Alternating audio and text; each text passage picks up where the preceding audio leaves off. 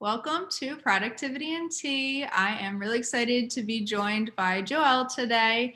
She is definitely the definition of a multi-passionate woman, and so we are really excited to learn from her and hear from her and everything that she has going on. So I will start by just, welcoming everybody again. I am Kelly, the founder of D20 Theory, the originator of this Productivity and Tea series, and I will let Joelle introduce herself.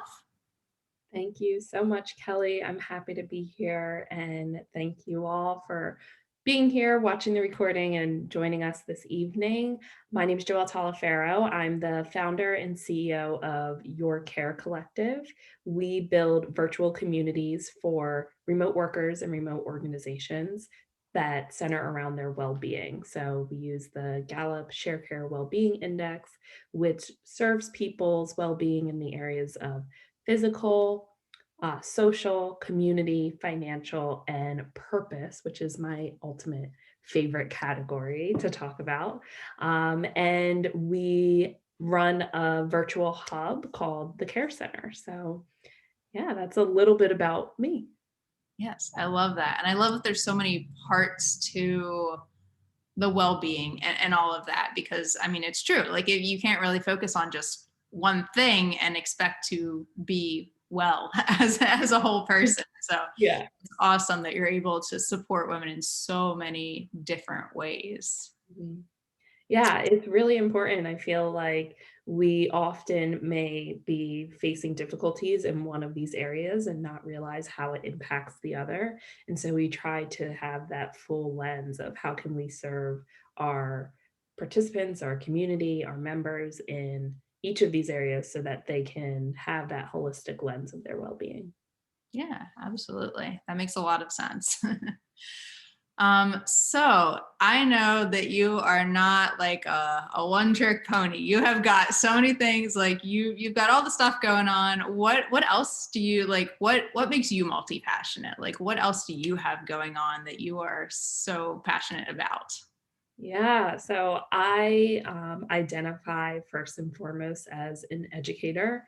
I spent a majority of my career in my educational pursuits, my learning centered around working with students, and that has translated into how I also work with adults and have supervised adults. So I worked in higher education, I worked in res life, multicultural affairs, and international education, study abroad, and I spent a lot of time traveling with students, and I still do that. It's something I can't let go of. I'll be entering into my 11th summer. Well, last summer, obviously, we took off, but my 11th summer, like having been out on the road with high school students on community service trips. And I have done work in consulting and training around diversity, equity, and inclusion. And so I keep my hand in a variety of pots, but I feel like the multi-passionate lens also shows up within your care collective because of how we look at these 5 different pillars and integrate that into the way that we provide programming, whether that be through coaching, group coaching, or our workshops. So I like that we don't have to just focus on one pillar and we can kind of bring in different lenses and different perspectives of how to be well. Yeah, definitely. And I relate to that so much just because I mean part of the reason that D20 theory has the different parts of the lifestyle brand. It's not just the coaching, it's not just the events. We also have the subscription boxes. So like there's so many different ways to address even just productivity, mindset, self-care. I mean, okay, those are big things. It's not just, but Yeah. that's not everything. There are more things to life. There are plenty of other types of coaches. There's so many other events that you could go to, and there's a subscription box for anything you could think of. But even just focusing on a small part of like of what you do, it's so nice to have that diversity because whether it's among within one person just wanting to have different experiences, like You might like the one-on-one stuff, but you might also like the group events and all of that. And then sometimes you just like stuff like the subscription box. It's nice to get Happy Mail. Like Yeah. you can like all of those things. You don't have to just choose one. And it's kind of similar with what you're doing. It's not just about one thing. You don't have to choose. You can be all of those things and enjoy all of those things. Yeah, I agree. And I also feel like it's how, at least for me, I stay in alignment with my purpose because I feel more when I feel pulled in a certain direction, I like literally I feel like my body goes like this and I have to do the thing. And there are jobs that I've like thought about applying for in the past where like my body is literally resisting and I feel like I get messages, like really clear messages about where I'm going to be most passionate and therefore where I'm going to feel the most fulfilled and most aligned with my purpose. And so it's if you are only doing one thing and you never give yourself a little bit of room to experiment, honestly, if I never gave myself room to experiment, I would not be doing what I'm doing right now. From the time that I was like 8 years old, wanted to be a lawyer. And like saying it now and thinking about like who I would have been as a lawyer, it like blows my mind. But I, up until the day that I graduated, thought I was going to be a lawyer. And I picked up my social studies teaching certification as like a means to make myself more applicable for law school. And I almost didn't finish my student teaching. I was like, oh, like I'm done all my requirements. Let me just graduate early and go to law school. And I stepped into a classroom and was like, I have to be a part of people's learning and growth. And in particular, like I learned that that was even more important to me when like students and individuals were in crisis and needed additional support systems to make it through the day and have a fulfilled life. And so you miss out on that opportunity to understand where your passions lie and what your purpose is if you don't like, dilly dally a little, experiment a little bit. Yes, yes, absolutely. I think of some people or think they know so clearly from a young age what they want to be, or even not necessarily a really young age. Like in college, you graduate and there's so much pressure to like know exactly what you want to do and like go full force in that direction. And I did the same thing. And I was not thinking it when I graduated college that, this is what I would be doing. The D20 theory would be a thing like that. And part of it is that you don't know what options are out there. Like you might really like the, one thing from the options that you're aware of. And then you become aware of so many other things, or things change in the world. I mean, even with like people who a year ago, or maybe let's say a year and a half ago, when everybody was very, very comfortable, COVID was not even like a word. It was brand new. There were people so comfortable in their careers, in their homes, in their relationships. Like so many people were where they thought they needed to be. Yeah. And then things shift and in ways that we totally never imagined. And that kind of, to bring it back to like productivity and mindset and like where where we're going in general with the conversation, it affects all those things as well. So kind of in that, on that topic of events of the past year plus that have affected like you and your productivity and your mindset, whether that's COVID, switching works. I think you also moved in the last year, right? So you're, all the different things, even that if that had nothing to do with COVID, which was like a push for so many people to move, like all the things between that and civil unrest and the increased focus on like the Black Lives Matter movement and all of that, like what kind of impact has that had on your ability to be productive and maintain a positive mindset? Mhm, mhm. If COVID, if this pandemic, this collective trauma, this civil unrest has not impacted people, I like want to know those people and I want to dissect their brains and I want to understand like how they just like continue to live a quote unquote like normal life, you know? Everything about the way that I function is is a little bit different. And I was working remotely full time for a year and a half before the pandemic. And I was somebody who learned that I like to work remotely, but I don't love to work from home. And so when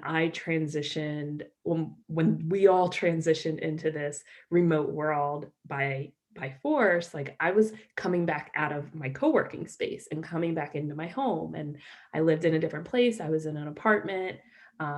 In that apartment, I didn't have a set workspace. Even though I had a desk, it was in my room, and I didn't like to work in my room, so I worked on the couch, and that was okay because I was out of the house usually 3 days of the week, and then the days I was home were like my couch days.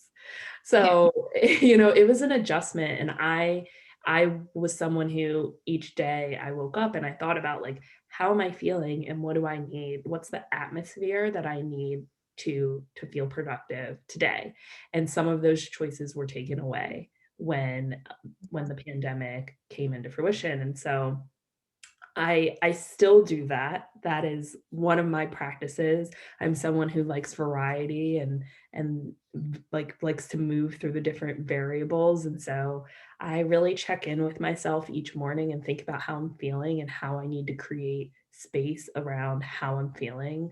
I am not a morning person, and it's taken me time to accept that I don't need to fit within the constraints of what everyone says an entrepreneur should be, like that person who gets up at 4 a.m. and like gets going. And I'm like, is that going to make me more productive or is that going to make me miserable? And like some days I do pop up and I'm like off to work and thriving. And other days I'm like, gentle morning, I'm gonna like read in bed and then like get started at 10. So I I so have relate to it, that so it much. it's like it's flexible. I have flexible systems, but I set goals for each day. So I use systems like Trello, which is my go-to for how I organize my daily tasks. And then I calendar everything. I put everything on my Google Calendar, social and work wise. And I set a lot of reminders, and the things that are most important, I put as my all day things on my calendar so that it's like top of mind and first reminder. And then I really love Alexa. Hopefully she's not listening, but I set up a couple. You're gonna chime in. I know. Like, how you doing over there? I set up a couple routines on my Alexa, one that starts my day and kind of gives me the overview of the day, gives me a devotional. For other folks, it might be a meditation. I then do a meditation before I even get out of bed. And I also have a routine for flow sessions. So when I really want to hone in on work that brings me life and is creative and exciting that I can get lost in for 90 minutes, I set up a timer on my Alexa so it does it for me and I don't need to look at my phone, and I can put away the distractions and just like jam out to some lo-fi beats. Yes. That's awesome. And what I really got from everything you said there was that you have routines and you have priorities and you know what works for you, but you also have flexibility in what you do. Like you're not so rigid that it has to be a certain way, whether that's like a rigid expectation that somebody else put on you or that you adopted from somebody else, or Mhm. that you're like, we set limits for ourselves all the time. That it's great to have that structure, but it's also great to acknowledge that we're human and that we are not robots. We cannot function at, the exact same way every single day. There's so many variables, whether it's just, you slept the wrong way, if you ate your breakfast had the, the right amount of like, and protein and carbs to like fuel you through the morning or whatever it was. Like there's so many things just in the first hour of being awake that can affect the whole rest of your day. And your productivity is a big part of that too. But Absolutely. you have so many tools that you just like named that you already like, you have it in place, you have it down, systems that work for you. And that's kind of what keeps that main structure there, so that you have the ability to be flexible with everything else. Cause like the groundwork is laid. You got that basic structure. Yeah.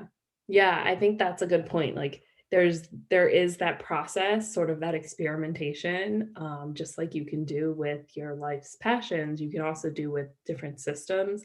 And don't use the experimentation as a distraction from the work that you need to do, but like use it as a tool to understand like what is best for you and then create flexibility within that. Because I think it's really hard. We put a lot of pressure on ourselves to deliver, to be productive.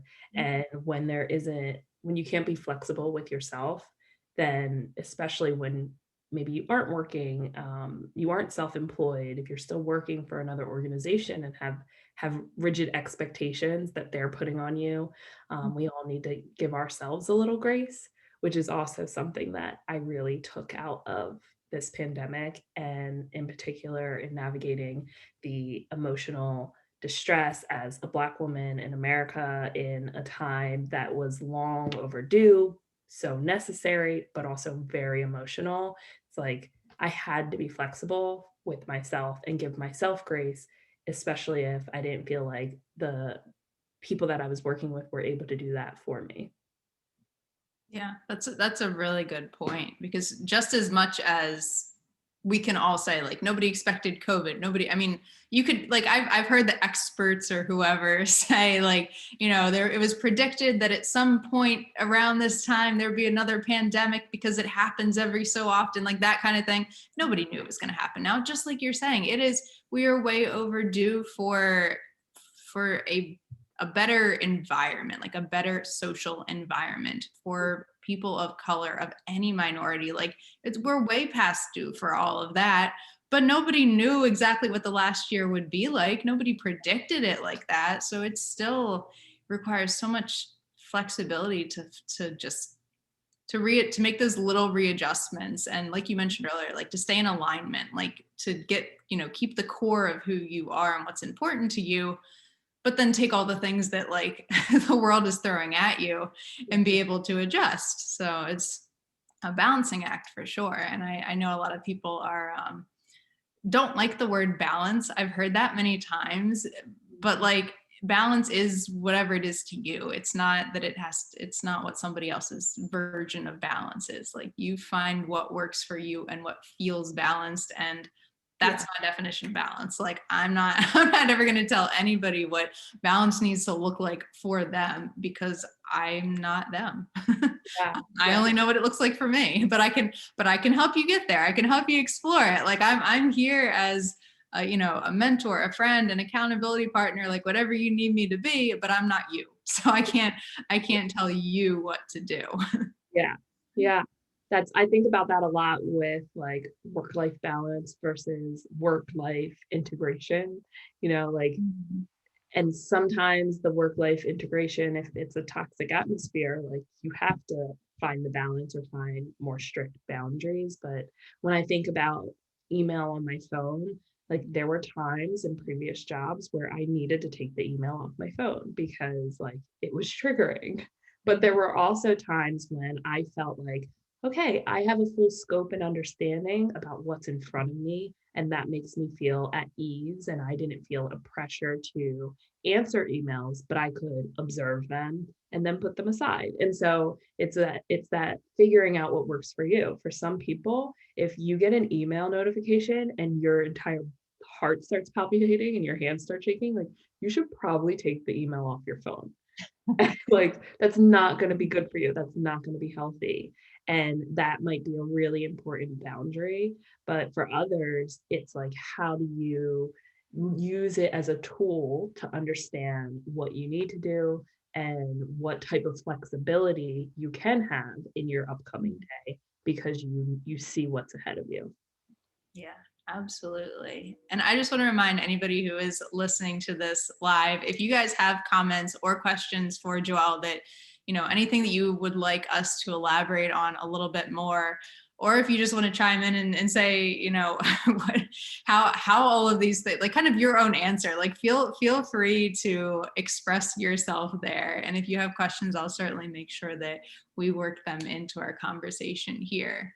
And, if you're enjoying any tea with your productivity and tea, let me know that too, because I don't want to be the only one here drinking tea. I'm enjoying my tea, but like I want to share the experience. So if anybody's got a cup of tea, let me know what you're drinking too. Or if it's not tea, I don't care what you're drinking. Water is good. Agua. Yes, that is my go-to. Between water and tea, I'm good. Like I don't need anything else. Ellie, it's Steph. Do you mind if I ask Joelle a question? Yeah, sure. Go ahead. And I don't mean to put you on the spot, so like, don't feel like you have to give me this elaborate answer. But whatever you got, give it to me. So, being someone who like I used to work from home 1 day a week. That was like my normal schedule, like Fridays. And now, obviously, like the last year, like now there is no end in sight of. I think they even sold the building I used to go to, so I'm definitely home for like the foreseeable future. But like, I'm in a weird spot because when it comes to, how do I say this, like social unrest and things like that, like I will fully admit that like, although I'm Puerto Rican, I'm a minority, like actually English wasn't even my first language. I spoke Spanish first. Mm-hmm. All that to say, I've definitely experienced microaggressions. Mm-hmm. I've always kind of brushed it off because I've always been like a glass half full, give people the benefit of the doubt. Like I've never actually experienced like outward like racism toward me. I've definitely like seen it. I'm in a weird spot where like I want to become more educated. I want to not just kind of hang out in the middle, and I want to find time in my day, especially now that I have the freedom and I'm very fortunate in my job that I can block out like certain times where like I'm not expected to be like tied to my laptop and stuff. And I just want to like become more educated, but I'm not. There's just now I I almost feel like is it too late, but like there's so much information out there that I don't want to like. I feel like if I type anything into Google, I'm going to get almost overwhelmed. So I'm asking you, like, what do you have any resources or sites or like just, or maybe social media accounts or just somewhere that I can kind of get some like some objective information? Like I'm type A, I love to learn. So I'm just kind of trying to see where I can kind of fit that into my day. And because there are times where I just find myself like, I'm like, I don't even know that politician's name, or this, like, there's just so many people and so much going on in it. And every time I think I've caught up, I feel like I've fallen behind again. So any info you can provide would be great. Yeah. Well, Steph, thanks for sharing parts of your identity with us, and for being willing to say that you want to learn and that you don't feel you know everything. I think that is one of the most important first steps in any journey of learning. And it's essential to go into a process, especially as it relates to diversity, equity, and inclusion work, of like, I am a vessel and I am willing to be filled, and I have my experiences, I have my biases, I have my lens that I function through, but I also can be open to having that, you know, new perspectives and new understanding. So thank you for that.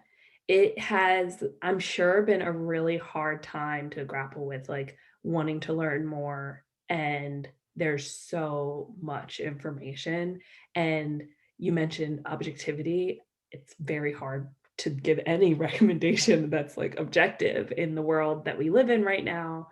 And I have the way that I lean, whether that be politically or with social causes. And so that is a bias that I have in which how I, share resources. But I do recommend looking for, if you're looking at news, like being willing to look at the spectrum of news resources. So just as much as I might tune into CNN, I'll like put on a little bit of Fox and see what different perspectives are saying so that you can take two sides of a story and start to form your own opinions.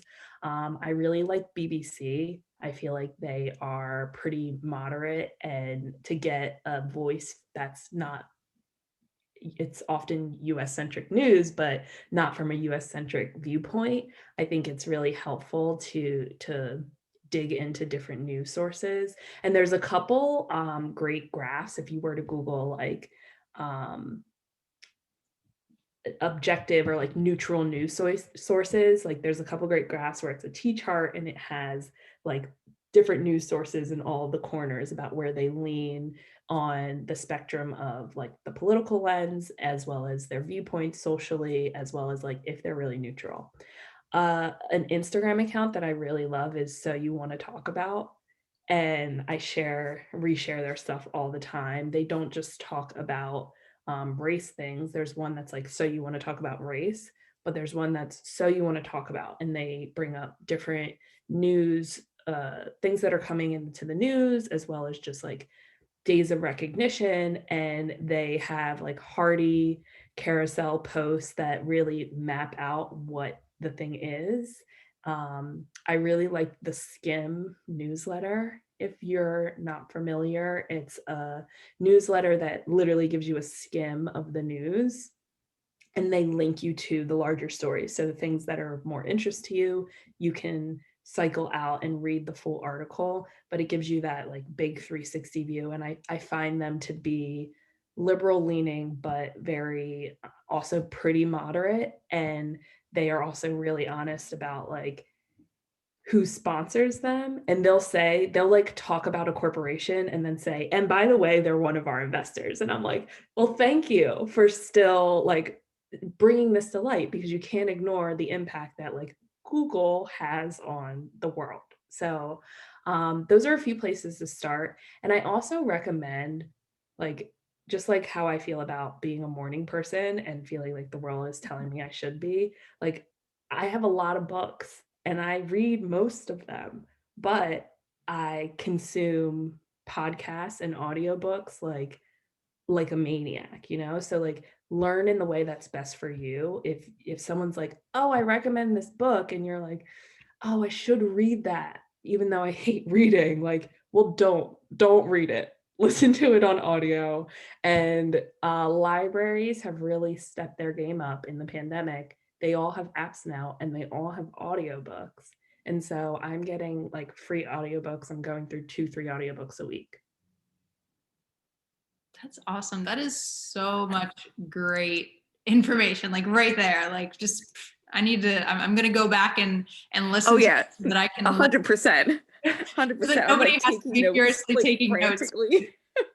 Yes, exactly. No, thank you so much. Oh my gosh, that I love that last piece when you what you said about like learn, like do it like the way that you learn. Cause yeah, like a lot of times like people like they'll be like, oh, you've got to read, like there's like a almost like people are like, oh, I read this book. And I'm like, well, I just, like I'd love to just, because I also have the Amazon Echoes like all over my house. Like when you said Alexa, I was like, oh, she's gonna wake up. Yeah. Like if I could have her just like, if I could like listen to things, like I feel like, and I have to do a lot of cardio like for my workout routines and stuff. So I'm like, if I can like listen to things like podcasts, like I feel like I would be able to like consume it better. So that's really good advice. Like puts me at ease to not feel bad. I own a lot of books, but I would rather listen to one if I had the option. So I appreciate you kind of putting me at ease that that's okay.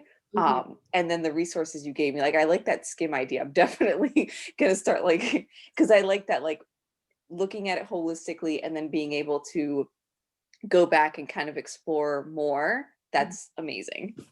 Yeah, I'm glad that's helpful. And please connect with me on Instagram. I'll drop my stuff in the chat at the end, but I'm sure I'll come across more accounts and I'll send them your way. There's also one that I'm thinking of now that I really love, and it's called Black Coffee with White Friends. And it's like, it's one of my absolute favorites. So check that out too. Some people are really good at creating names for, for these accounts and things. Like, I'm so intrigued. That's great. And while we're talking about kind of Instagram accounts and that, is there anything like productivity and mindset related or just in general that like you follow for inspiration? Hmm. I totally thought about this and had one in my head. And now I'm like, let me just do a quick little skim as we are chatting it through. Yeah. Um, That's a hard question. Like it seems like an easy question. Then you realize you're following 1,000 people and you're like, I don't know. They're all great. yeah, like everyone's awesome. I really love, just for like my own personal check-ins, We Are Not Really Strangers. Have you heard of them? It's like a game. Sure. It's cute. We are not, I think it's fully written out. We are not really strangers. And it's a card game, but they post their cards on the page, and just like thought-provoking pieces around like the connectivity of people and how you can just get to know folks deep on a deeper level just by having communication with them. I love our some of our local folks in Philadelphia, if y'all are in Philly, the Wellness Refinery, the Well with Marissa, the Wellness Studio, and Gather and Grow. I really love Girl Boss, but they also have a newsletter, and I realize that I'm more drawn to their newsletter, which I get in the mornings, than I am their Instagram page. Um, yeah, I feel like the one that I thought of in particular will come to me before we sign off, and if it does, Gotcha. I'll throw that Feel back. free to blurt them out in the middle of me talking if you think of it. Like, feel free to interrupt. One thing that the D20 theory community seems to really love, and something that I've been doing since the very beginning of D20 theory, back when it was a blog and an Instagram account before it ever evolved into events like this, is Mhm. the colorful quote of the week. So I really feel strongly that like words are powerful, and even if it's just like silly words, like they're powerful because they make you feel happy, they make you laugh, like just anything that is can change my mood and put me in like a good place is great, and you can do that with just a few words. And that's always been something that's been like important to me, to put mantras and quotes and things, like infuse them into my day.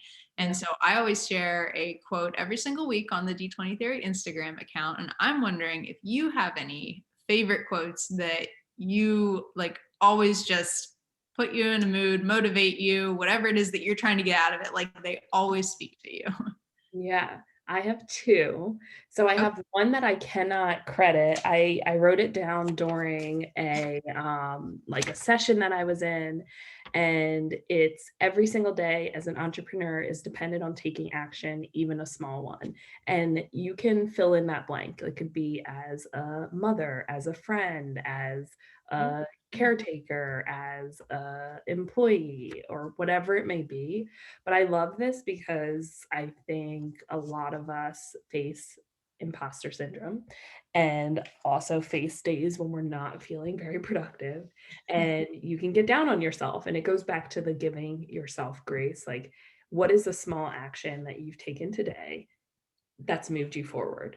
And if you are trying to prioritize, you can also prioritize with this lens of, okay, what's the traction that I'm trying to make in my life, in my relationships, in my business, and what is a small action that I can take today? So that's been one of my major reminders. And then thinking of like the way you framed this question, those quotes that just bring you joy, the one that I've always had in my back pocket is "I've chosen to be happy because it's good for my health" by Voltaire. And I just love that because I Yeah. think I think there are so many contributing factors that um, are beyond our control. And oftentimes you can't choose to not have a mental illness, or you can't choose to not have to face a life difficulty. But if your everyday mantra to the best of your ability is to choose happiness in those tough moments, you will have that type of energy to affirm and get you through them. Yeah. Yeah. That's a good point. It's like there are so many things that are out of our control, but the things that we have control over, like choosing our reactions to things, choosing to see something positive in everything, like we do have control over those things. They might not be easy, but but we do ultimately have control. And so to remind ourselves of that is, I think, really, really valuable advice. Yeah. Yeah. And that's probably why that quote has been around for so long, because that's not, you know, Voltaire's a little old. That's For not, sure. it's not some new kid on the block For here. sure. Yeah, but they stick around for a reason. Like so many of my favorite quotes are like from so long ago, and I'm like, all the good things have already been said. Like, but then you hear something new, and you're like, no, they didn't. But the good ones do stick around for a long time. They do. They do. Let's see. One other thing I wanted to ask you about, and we're getting towards the end here. So one thing that I always love to ask everybody that comes to productivity and tea about is their self-care, because we love our self-care camps. That is one of our other events that we do quarterly. And self-care looks like so many different things. Mhm. I'm wondering, what is something that you've done recently to like invest in yourself in the form of self-care? Yeah. So I had invested some finances into getting myself a little spin bike. There you go. I'm someone who like really loves cardio, but I don't love to run in the winter. And so I got myself a bike, which was really exciting and motivating to just stay on top of what makes me feel physically well. Um, Mhm. and then I invest a lot in community, both around my business and around my personal development. So currently I'm in a group coaching program that's focused on my wellness. And then I'm also in a mastermind with other women who are doing work within the mental health and self-care space, as well as uh, in a cohort of other like first time business owners. And so that takes an investment of time. Some of those take an investment of money, but they also contribute to me feeling balanced and not feeling so alone, whether that be in my emotional state or in the process that I'm on and the path that I'm on for my business. And so those are sort of like the bigger like investments, but on a regular basis, I use the Soul Time Christian meditation app, as well as the Shine app for my meditations. And this is my second year using Soul Time, and I was like, oh man, I'm not getting the 50% discount. But I was actively noticing a difference not having it, you know? So those those are the types of things where I'm like, when you know that something has been beneficial to your care, it's worth the investment. It's only $60 for the year, but it still felt like, why do I need to pay for this? I only had to pay $30 last year. Yeah. But yeah, that's like one of those things where that small thing mattered and was disrupting my self-care. And I made sure to invest in that to keep it in my back pocket. Yeah. Yeah. And that's something you learn, that like everything has some type of cost. And you knew that when I said investment, it wasn't just an investment of money. Like there's your time, your energy, like Mhm. there are lots of different ways that you invest in yourself. And for the things that cost money, which is a really concrete way to evaluate something, like you have to decide what it's worth, and what is worth $60 to you may not be worth $60 to somebody else. It may not benefit them, or it could be worth way more. Like there have been times where I'm like, this thing only costs this much, I would pay double for it. And there are times where I've told like small business owners, I like legitimately, like after I pay, because I'm like, I don't want you to charge me double, but I would absolutely pay more for this. Like you could charge more for this. Like, it is valuable to some people, but I'm sure they got to do their own analysis of what of what people will pay. Like, I can't tell you what to charge for your business, but I can tell you what I would pay for it, and that there may be other people like me that could pay more for certain things. I actually, and it's not related to self-care at all, but I'm in a Facebook group for the neighborhood that I live in, and someone posted like, "Oh, my cousin does these drawings and paintings of people's homes," and they posted his art, and I was blown away. And my mom is selling my childhood home. Like, she's going to be putting it up on the market in a couple weeks, and I was like, we have to get this for mom for Mother's Day.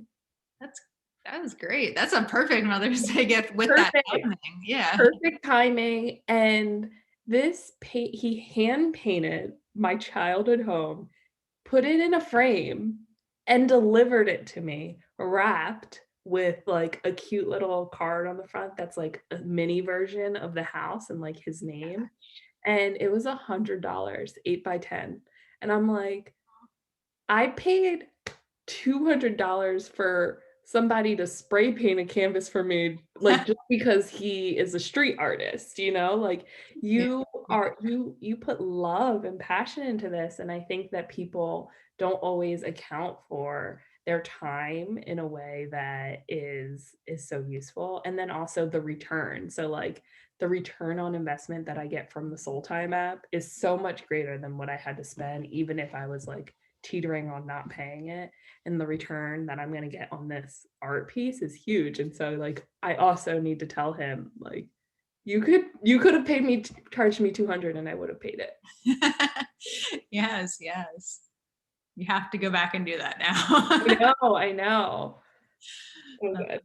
That's awesome. All right, so we are just about out of time. So I would like to give you the opportunity to let everybody know how they can connect with you and what you have going on that you can share with everybody and how they can be involved in it. Yeah, so as I mentioned, I'm the founder of Your Care Collective. So we build virtual communities for remote workers, independent workers. Everyone is welcome in the care center, but we do have well-being, workplace well-being resources that we specifically put into the space. I just dropped the link. It's a community that folks can join for free. And I'm also going to put in my website and my Instagram information. So please stay connected. And I know Kelly will share this out as well for folks watching the recording. In the upcoming month, we are launching our first Wellbeing Collective. This is a group coaching program that will be led by myself and different experts within the 5 areas of well-being that we focus on. It includes weekly challenges, a goal setting strategy that is designed by Your Care Collective that will guide you through the live session, as well as a live Q&A each month, just to brainstorm, talk about goals, and support one another. And all of that is within a collective of other individuals who are focused on their well-being. So we're really excited. This will be the first iteration of this program. And I'll be providing a discount link for all D20 members and participants. Yay, that's exciting. Yeah, and that's so much stuff like right there. Like that is all so exciting and so valuable. And I am so ready to, I will share all of those links to everything in my recap email with the recording of all of this so that, everybody can take advantage of it. And I know that I signed up earlier today to be part of the group. So come join me, everybody. We can come hang out. That's awesome. So thank you again so much, Joelle, for spending the time with us this evening and sharing your knowledge on all of these topics, like so much of it. And I'm really grateful to have you here as a guest and as a friend and as a community member on Your Care Collective and all of that. So thank you so much. Thank you so much.